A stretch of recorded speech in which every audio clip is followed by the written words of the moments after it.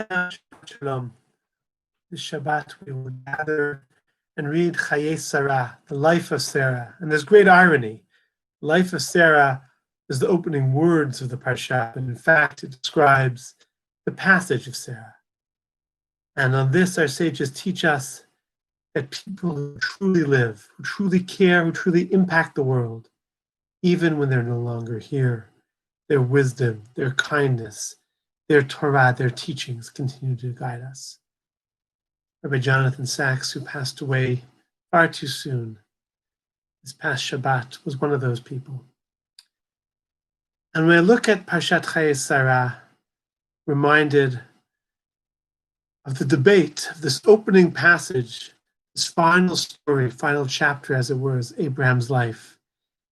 Is it his reward for living a life of faith and piety?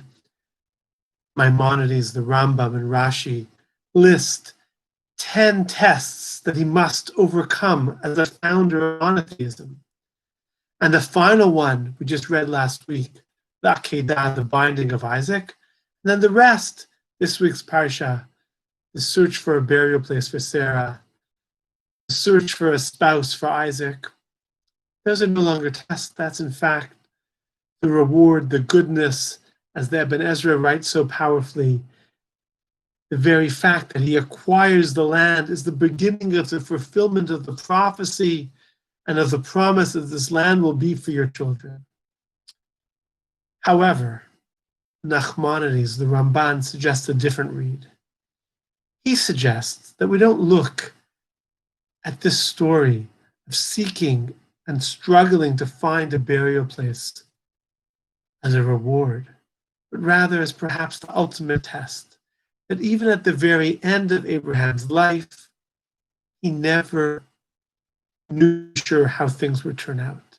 And he says, if you look at it in the context of the binding of Isaac, where God appears and says, Ata yadati, now I know that you are Yireh Elohim, that you are an awe. Next verse, to find a burial spot for Sarah, he has to go through difficult negotiations.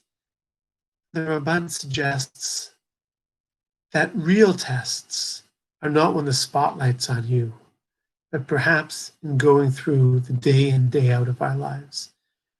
Rabbi Sachs, perhaps his greatest gift, at least to me, was the ability to look at mundane events, mundane moments in our life, and to find cosmic significance in them, to see the wonder and the majesty, the daily struggles, and the daily successes.